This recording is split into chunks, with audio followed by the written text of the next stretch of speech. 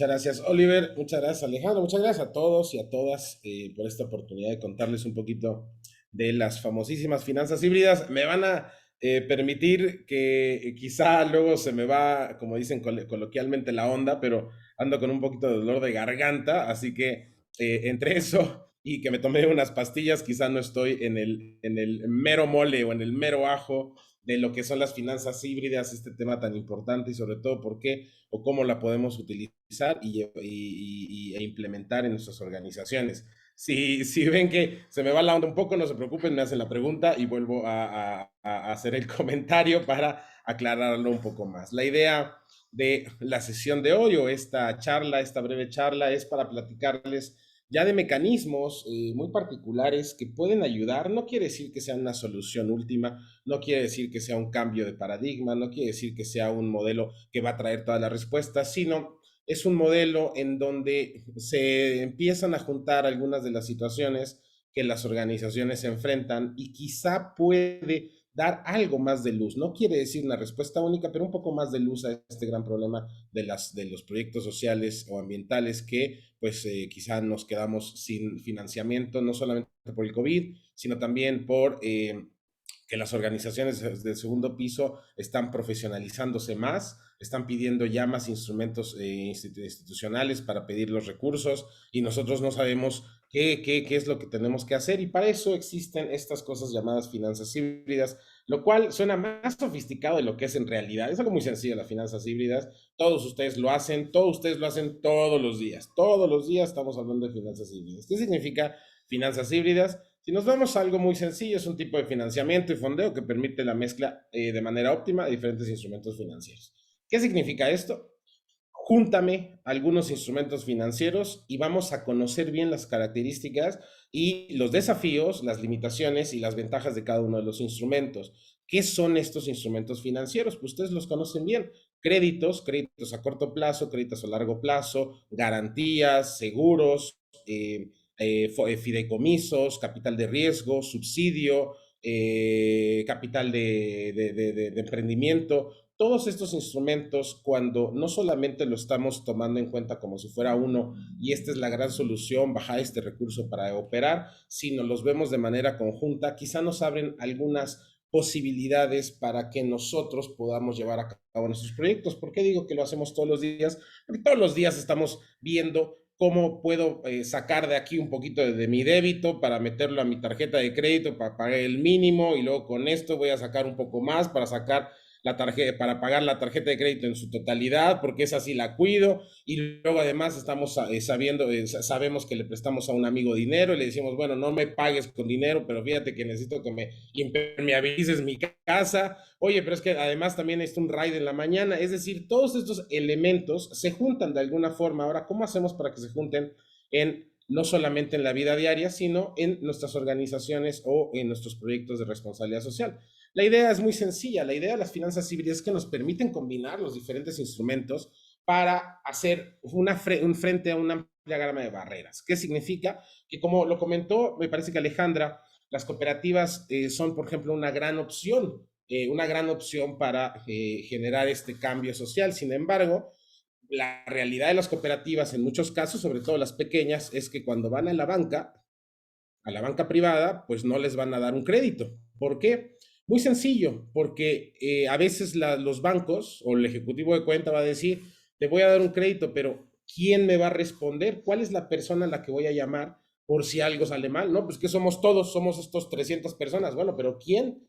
Y curiosamente, estos detalles, estas características de cada uno de los instrumentos financieros es importante conocerlos porque entonces nos permite saber que si soy una cooperativa que estoy apenas comenzando, quizá no puedo acceder a un crédito a corto plazo o crédito a largo plazo.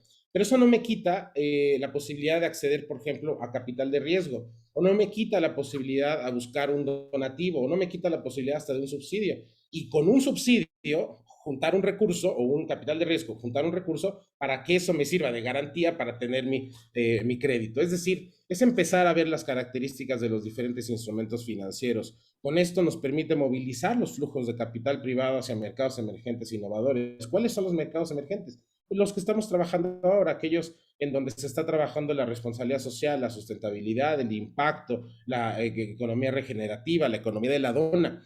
¿Por qué? Porque resulta que hay varios instrumentos financieros que no solamente están preocupándose por el retorno de inversión, no solamente están preguntando por ese comentario que dijo Carlos, no son rentistas, es decir, no solamente me preocupo que me genere utilidades, sino también ya hay instrumentos que están pensándose hacia, por ejemplo, la mitigación de riesgo de los mismos instrumentos, o son instrumentos que están pensando ya incorporando ciertos elementos, por ejemplo, de inversión de impacto. O, por ejemplo, si ya estamos metiéndonos en fondos de inversión, ya hay fondos de inversión que están manejando los famosos indicadores ESG, Environmental Social Governance, o en español, ambiente, social y gobernanza. Es decir, nos permite movilizar todos estos recursos hacia los objetivos que normalmente pensamos que no tienen los instrumentos financieros, que es deuda y dame financiamiento a costa de algo. No, en realidad es mucho más complejo. Nos permite tener financiamiento a tasas inferiores y en verdad una de las cosas más importantes que las organizaciones tienen que conocer es que no todo es tan sencillo como tasas de interés y garantías, sino cuando hablamos de instrumentos financieros, las tasas se pueden reducir si obtenemos diferentes garantías. Las garantías no solamente son cosas, sino también pueden ser líquidas. Se pueden obtener garantías líquidas de fondos revolventes. Y los fondos revolventes se pueden generar a partir de diferentes otros instrumentos de donativos bajados desde un programa o un programa, recursos bajados a partir de un programa, por ejemplo, de la Secretaría de Agricultura. Es decir, las finanzas híbridas hacen evidente que todo es un poquito más complejo de lo que pensamos. Yo personalmente conozco, y todas las personas que están trabajando, por ejemplo, en campo, en poblaciones rurales donde hay mujeres, personalmente conozco un crédito de la Financiera Nacional de Desarrollo, que me parece que es algo así como a 9 puntos, pero con un subsidio que lo baja a 6 puntos anual. ¿Qué significa 6 puntos anual? Bueno, no solamente es tener una tasa inferior, pero también saber que 6 puntos anual significa menos que inflación. Por lo tanto, no pedir un crédito si uno es mujer rural en una población de menos de 15,000 pesos y sin garantía, sin una necesidad, se le llama garantía natural, es decir, si uno compra el tractor, te quitan el tractor y listo, no pasa nada más.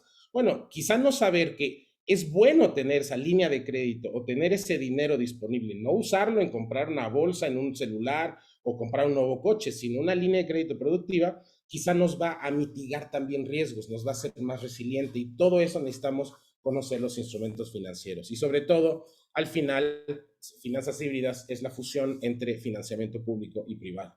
Ahora, ¿por qué son importantes? Por razones muy sencillas. Hoy día hay recursos que son menos, o sea, hay menos recursos disponibles, es más complejo los procesos de procuración.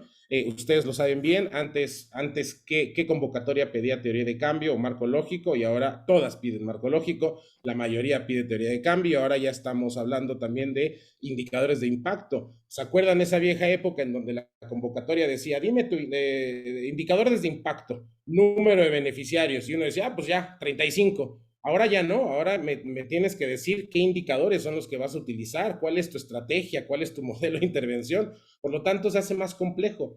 Al hacerlo más complejo, también se hace más claro. Y al hacerse más claro, empezamos a ver que hay oportunidades de otros lugares. Hay una mayor integración de instrumentos financieros, es decir, ya no solamente se habla de dame un crédito y ya, pues te va a pagar con la tarjeta de crédito y ya, sino hay cosas mucho más complejas. Y todo esto obliga a que haya, y esto también responde a que haya ahora mayores requisitos para transparencia y rendición de cuentas. O sea, dime de dónde está viniendo este fondeo. Y curiosamente, los instrumentos financieros nos obligan a tener esa rendición de cuentas. Entonces, es un gana-gana. Ahora, ¿qué son las finanzas híbridas? En pocas palabras, son mezclas financieras. Ahora, vamos a ver 3 ejemplos muy sencillitos. Por ejemplo, una arquitectura financiera, esto lo hicimos para una organización muy grande, donde estaban tratando de, o identificaron que 47,000 pescadores ribereños del país no tienen seguridad social, no pueden pagar IMSS.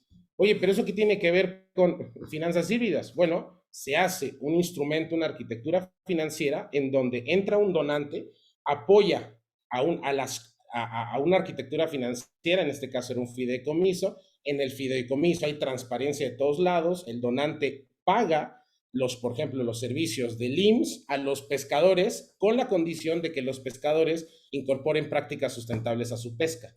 Oye, pero ¿cómo estás mezclando prácticas sustentables en proyectos productivos si estás mezclando temas de salud? Eso es lo que permite precisamente las finanzas híbridas. Ahora, no solamente, repito, es capital de riesgo, crédito, también es, por ejemplo, seguros. Imagínense que los recursos que ustedes donan no sé, los recursos que ustedes están apoyando, con los que están apoyando a sus beneficiarios, en vez de que corran todos a partir de ustedes y que ustedes tengan que estar buscando el recurso para pagar las despensas y las becas, ¿por qué no se mete, por ejemplo, un fondo revolvente? Un fondo revolvente donde las personas también sean partícipes de su propio destino. Ellas generen ese capital social al contribuir de alguna forma a ese fondo y ellos saben que van a tener ciertos beneficios. Es decir, es una mezcla de un montón de instrumentos donde hay una cosa que se llama agencialidad, es decir, todos somos capaces de hacer cosas.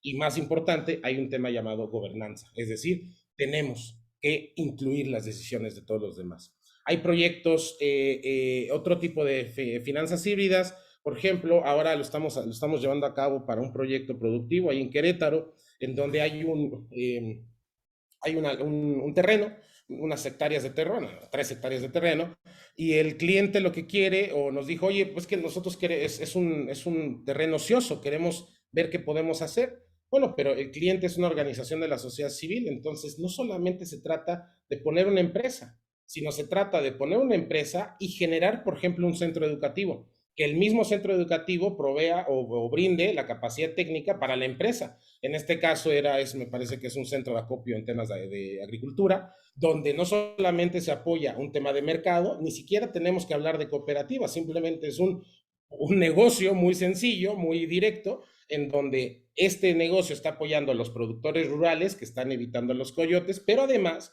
este negocio está permitiendo que haya centros educativos detonando nuevos empleos a jóvenes. Por lo tanto, es una mezcla y esto se junta subsidio, fondo de inversión, capital de riesgo y evidentemente créditos. Los mercados voluntarios, y con esto voy terminando, también son parte de estos instrumentos financieros. Por ejemplo, imagínense que ustedes tienen acceso o tienen por alguna razón acceso a una comunidad con, no sé, con 200 hectáreas de terreno donde hay, por ejemplo, bosque en pie. Bueno, ¿por qué no permiten que esas personas que estén en esos terrenos empiecen a generar, por ejemplo, CO2, empiecen a secuestrar CO2 equivalente y empiecen a obtener rendimientos de ese CO2 equivalente secuestrado? No baja de $8 por tonelada de CO2 equivalente y yo conozco casos en que llega hasta $23 cada tonelada de CO2 equivalente. Oye, pero ¿cómo lo logras? Bueno, precisamente es entender todos estos elementos. El financiamiento va hacia allá, y ya en un minuto termino, yo sé que ya tengo el tiempo encima. El financiamiento va hacia allá, es decir, no solamente estamos hablando de indicadores de rentabilidad o del otro lado, indicadores de filantropía, sino el nuevo mundo nos estamos justamente encontrando en medio, en donde tiene que ver un componente de rentabilidad, de impacto, no importa si es ESG o si es de impacto directo. Tenemos que ir hacia allá. ¿Por qué? Porque nos permite más posibilidades. ¿Qué es lo que tenemos que hacer para hacerlo? O para lograr finanzas híbridas. Primero, conozcan el sector financiero. En verdad, no desconocer el sector financiero y las grandes posibilidades es uno de los grandes errores. Yo soy filósofo, o sea, si quieren platicamos de Heidegger, Kierkegaard, Schopenhauer y Unamuno. ¿Pero qué creen? Con toda la práctica y con 12 años y aprender en YouTube, ya puedo hacer cualquier tema de evaluación financiera. ¿Y qué creen? No solo eso, sino estamos innovando. ¿Qué significa esto? Que cualquier persona, si un filósofo puede conocer perfectamente el sector financiero, cualquier persona lo puede hacer. Conozcan los instrumentos, cuáles son los llamados trade-offs, es decir, qué pierden, qué ganan con cada uno. En uno pierden tasa porque tienen que pagar una tasa de interés, en otro ganan tiempo. ¿Qué es lo que está sucediendo en cada instrumento financiero? Definan las características y limitaciones de su proyecto. Lo peor es que ustedes lleguen con un proyecto y digan, bueno, pues yo quiero dinero. Sí, pero ¿para qué? ¿Cuál es el problema que estás resolviendo? No, es que no sé, porque dame dinero y yo lo hago. Bueno, ningún instrumento financiero les va a resolver esa situación. Conozcan los indicadores correctos, hagan medición de impacto, pero no solamente eso. Si el instrumento financiero requiere un indicador muy particular, aunque no sea de impacto, denle ese indicador y sobre todo al final mezclen. Mezclen, mezclen, mezclen. Esa es la palabra clave. Utilicen el conocimiento que hay disponible, utilicen el sector financiero a su beneficio. No crean que el sector financiero es malo y solo busca rentabilidad y abusar de la gente. No, no, no. El sector financiero somos todos nosotros que estamos perteneciendo a este mundo. ¿Y qué creen? En el sector financiero también hay, no solamente también. Hay mucha gente, la mayor cantidad de gente del sector financiero es muy buena. ¿Y qué creen? Esa gente también está viviendo en este mundo, está preocupándose por lo mismo que nosotros nos estamos preocupando. Muchas, muchas, muchas gracias.